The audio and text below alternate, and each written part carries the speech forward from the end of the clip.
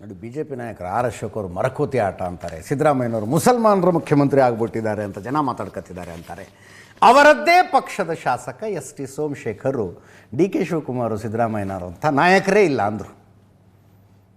ಆಗಲೇ ನೋಟಿಸ್ ಹೋಗಿದೆ ಅವರಿಗೆ ಪಕ್ಷದಿಂದ, ಪಕ್ಷ ವಿರೋಧಿ ಚಟುವಟಿಕೆ, ನಿಮ್ಮನ್ನು ಯಾಕೆ ಉಚ್ಚಾಟನೆ ಮಾಡಬಾರ್ದು ಅಂತ.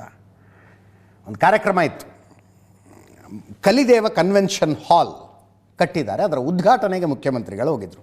ಕೆಂಗೇರಿ ಹತ್ರ ಚೂಡೇನಪುರದಲ್ಲಿ ಶ್ರೀ ಮಾಚಿದೇವ ಗುರುಪೀಠ ವಿಶ್ವಸ್ತ ಸಮಿತಿ ಟ್ರಸ್ಟ್ ನಿರ್ಮಿಸಿರುವಂಥ ಹಾಲ್ ಇದು, ಕನ್ವೆನ್ಷನ್ ಸೆಂಟ್ರು. ಅದರ ಉದ್ಘಾಟನೆಗೆ ಮುಖ್ಯಮಂತ್ರಿಗಳು ಹೋಗಿದ್ದರು, ಉಪಮುಖ್ಯಮಂತ್ರಿಗಳು ಇದ್ದರು. ಅಲ್ಲಿ ಎಸ್ ಟಿ ಸೋಮಶೇಖರ್ ಅವರು ಮಾತು ಕೇಳಿಸ್ಕೊಳ್ಳಿ. ಒಬ್ಬೊಬ್ಬ MLA ಒಬ್ಬೊಬ್ಬ MLC ನೂರಾರು ನಿವೇಶನಗಳನ್ನ ಪಡೆದಿರ್ತಕ್ಕಂಥದ್ದು ಕೂಡ ನನ್ನ ಗಮನಕ್ಕೆ ಬಂದಿದೆ. ಅದು ಯಾರ ಮೇಲೂ ಕೂಡ ತನಿಖೆ ಇಲ್ಲ, ಸಿದ್ದರಾಮಯ್ಯನವರು ಮಾತ್ರ ತನಿಖೆ ಮಾಡ್ತಕ್ಕಂಥದ್ದು. ಅತ್ಯಂತ ಜನಪ್ರಿಯ ಮುಖ್ಯಮಂತ್ರಿಗಳು, ನೇರ ನಡೆನುಡಿ ಇರ್ತಕ್ಕಂಥವ್ರು, ಯಾವುದೇ ವಿಧವಾದ ಅವ್ಯವಹಾರವನ್ನ ಇಷ್ಟು ದೀರ್ಘಕಾಲ ಮಾಡದೇ ಇರ್ತಕ್ಕಂಥವ್ರು, ಬೇಕಾದಷ್ಟು ಅಪಾದನೆಯನ್ನ ಮಾಡಿ ಅವ್ರನ್ನ ಜನಪ್ರಿಯತೆಯನ್ನ ಕುಗ್ಗಿಸ್ತಕ್ಕಂಥ ಕೆಲಸವನ್ನ ಬೇಕಾದಷ್ಟು ಮಾಡ್ತಾ ಇದ್ದಾರೆ. ಯಾವುದಕ್ಕೂ ಕೂಡ ಕುಗ್ಗದೆ ಕರ್ನಾಟಕದ ರಾಜ್ಯಕ್ಕೆ ಏನು 5 ಕೊಡುಗೆಗಳನ್ನ ಕೊಟ್ಟಂತ ಧೀಮಂತ ಮುಖ್ಯಮಂತ್ರಿಗಳು ಇವತ್ತು ನಿಮ್ಮೆಲ್ಲರ ಅಚ್ಚುಮೆಚ್ಚಿನ ಮುಖ್ಯಮಂತ್ರಿ ಸನ್ಮಾನ್ಯ ಸಿದ್ದರಾಮಯ್ಯನವರು ಅನೇಕ ರಾಜಕಾರಣದಲ್ಲಿ ವಿವಿಧ ಮೆಟ್ಟಲುಗಳನ್ನ ಏರ್ತಕ್ಕಂಥದಕ್ಕೆ ಮುಕ್ತ ಅವಕಾಶ ಮಾಡಿಕೊಟ್ಟಂತ ನನ್ನ ನೆಚ್ಚಿನ ನಾಯಕರಾದಂಥ ಸನ್ಮಾನ್ಯ ಉಪಮುಖ್ಯಮಂತ್ರಿಗಳು ಇವತ್ತು ಬೆಂಗಳೂರು ಇರಬಹುದು, ಸುಮಾರು 1 ಲಕ್ಷ ಕೋಟಿ ಅನುದಾನವನ್ನ ಸನ್ಮಾನ್ಯ ಮುಖ್ಯಮಂತ್ರಿಗಳಲ್ಲಿ ತರ್ತಕ್ಕಂಥ ಐತಿಹಾಸಿಕ ಕೆಲಸವನ್ನ ಮಾಡ್ತಕ್ಕಂಥದ್ದು ಯಾರಾದ್ರೂ ಇವತ್ತು ಬೆಂಗಳೂರು ಉಸ್ತುವಾರಿ ಮಾಡಿದ್ರೆ ಅದು ಸನ್ಮಾನ್ಯ ಡಿ ಕೆ ಶಿವಕುಮಾರ್ ಅವರು ಅಂತ ಹೇಳಲಿಕ್ಕೆ ಬಹಳ ಸಂತೋಷ ಆಗ್ತದೆ. ಮುಖ್ಯಮಂತ್ರಿಗಳು, ಉಪಮುಖ್ಯಮಂತ್ರಿಗಳು ಇಬ್ಬರು ಕರ್ನಾಟಕದ ಆಸ್ತಿಗಳು, ಇಬ್ಬರು ಮಣ್ಣಿನ ಮಕ್ಕಳು, ಇಬ್ಬರು ದಿಗ್ಗಜರು ಒಗ್ಗಟ್ಟಾಗಿ ಕೆಲಸವನ್ನ ಮಾಡ್ತಾ ಇರ್ತಕ್ಕಂಥ ಕರ್ನಾಟಕದಲ್ಲಿ ಉಪಮುಖ್ಯಮಂತ್ರಿಗಳಿಗೆ ಎಲ್ಲೋ ಒಂದೊಂದು ಕಡೆ ಕೆಲಸಕ್ಕೆ ಬಾರದೇ ಇರ್ತಕ್ಕಂಥ ಅವ್ರನ್ನ ಅಪಾದನೆ ಮಾಡ್ತಾ ಇರ್ತಕ್ಕಂಥದ್ದು ನೋಡ್ತಾ ಇದ್ದೇನೆ. ಒಬ್ಬೊಬ್ಬ ಕಾಂಗ್ರೆಸ್ MLAಗಳೇ ಮುಖ್ಯಮಂತ್ರಿಗಳನ್ನ ಉಪಮುಖ್ಯಮಂತ್ರಿಗಳನ್ನ ಇಷ್ಟು ಹೊಗಳಿಲ್ಲ, ಬಿಡಿ ಅತ್ಲಾಗಿ ಕಾಂಗ್ರೆಸ್ನವರೇ ಹೊಗಳಿಲ್ಲ ಇಷ್ಟು. ಮುಂದಿನ ಸುದ್ದಿಗೆ ಹೋಗೋಣ. ರಾಜ್ಯ ಸರ್ಕಾರದ ವಿರುದ್ಧ ರಾಜ್ಯ ಬಿ ಜೆ ಪಿಯವರು ನಡೆಸ್ತಾ ಇರುವ ಜನಾಕ್ರೋಶ ಯಾತ್ರೆ ಕಲಬುರಗಿ, ಬೀದರ್ನಲ್ಲಿ ನಡೀತು. ಅನೇಕ ನಾಯಕರುಗಳು ಭಾಗವಹಿಸಿದ್ದಾರೆ. ಶ್ರೀರಾಮುಲು, ಚಲುವಾದಿ ನಾರಾಯಣ ಸ್ವಾಮಿಯವರು, ವಿಜಯೇಂದ್ರರು ಮಾತಾಡಿದ್ದಾರೆ. ಸಿದ್ದರಾಮಯ್ಯನವರು ಹಿಂದೂ ವಿರೋಧಿ ನೀತಿ ಅನುಸರಿಸ್ತಾ ಇದ್ದಾರೆ ಅಂತ ವಿಜಯೇಂದ್ರ ಅವರು. ಕಾಂಗ್ರೆಸ್ನ ಹಲ್ಕಟ್ ರಾಜಕಾರಣಕ್ಕೆ ಹಲವು ಕಾರ್ಯಕರ್ತರು ಬಲಿಯಾಗಿದ್ದಾರೆ. ಹಿಂದೂ ಕಾರ್ಯಕರ್ತರ ಜೀವದ ಜೊತೆ ಚೆಲ್ಲಾಟ ಆಡ್ತಾ ಇದೆ ಈ ಸರ್ಕಾರ. ಅಡ್ಜಸ್ಟ್ಮೆಂಟ್ ರಾಜಕಾರಣಕ್ಕೆ ನಮ್ಮ ಕಾರ್ಯಕರ್ತರು ಪುಗ್ಸಟ್ಟೆ ಬಂದಿಲ್ಲ. ಯಾರೇ ಬರಲಿ ಮೆಟ್ಟಿ ನಿಲ್ಲುವ ಶಕ್ತಿ BJP ಕಾರ್ಯಕರ್ತರಿಗಿದೆ ಅಂದರು. ಕೇಳಿಸ್ಕೊಳ್ಳಿ.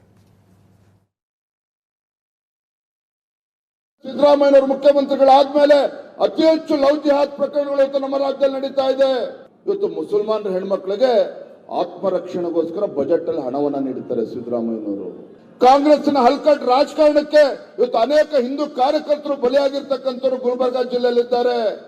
ನಮ್ಮ ಹಿಂದೂ ಕಾರ್ಯಕರ್ತರ ಜೀವನ ಜೊತೆ ಚೆಲ್ಲಾಟ ಇಲ್ಲ, ಅಡ್ಜಸ್ಟ್ಮೆಂಟ್ ರಾಜಕಾರಣ ಮಾಡೋದಕ್ಕೆ ನಮ್ಮ ಕಾರ್ಯಕರ್ತರು ಪುಕ್ಕಟ ಏನ್ ಬಂದಿಲ್ಲ. ಯಾವನೇ ಬರಲಿ ಅವನ ಶಕ್ತಿಯನ್ನು ಮೆಟ್ಟಿ ನಿಲ್ತಕ್ಕಂಥ ಶಕ್ತಿ ಭಾರತೀಯ ಜನತಾ ಪಾರ್ಟಿಯ ಪ್ರತಿಯೊಬ್ಬ ಕಾರ್ಯಕರ್ತನಿಗೂ ಇದೆ. ಈ ಸರ್ಕಾರನ ಬಹಳ ದಿನಗಳು ಉಳಿಯಕ್ಕಾಗಲ್ಲ.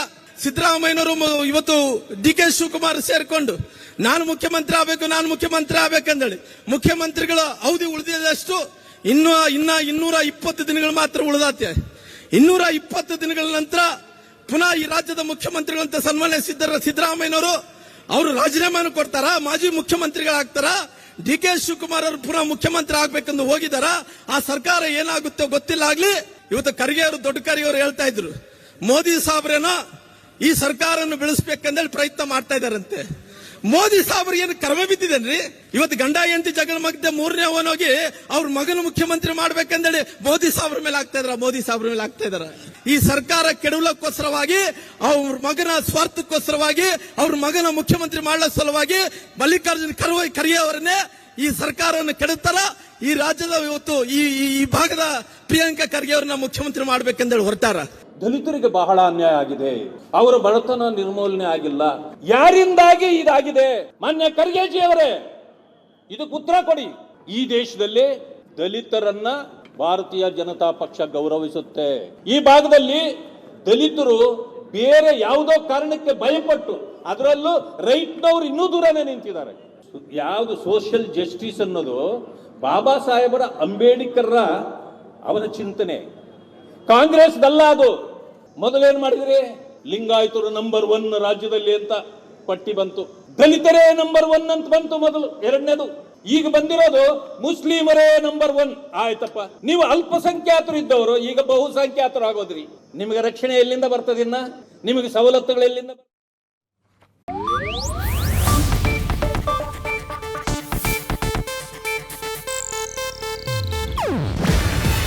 ಇದು ಏಷ್ಯಾನೆಟ್ ನ್ಯೂಸ್ ನೆಟ್ವರ್ಕ್ ಪ್ರಸ್ತುತಿ. ನೀವು ನೋಡ್ತಿದ್ದೀರಾ ಏಷ್ಯಾನೆಟ್ ಸುವರ್ಣ ನ್ಯೂಸ್.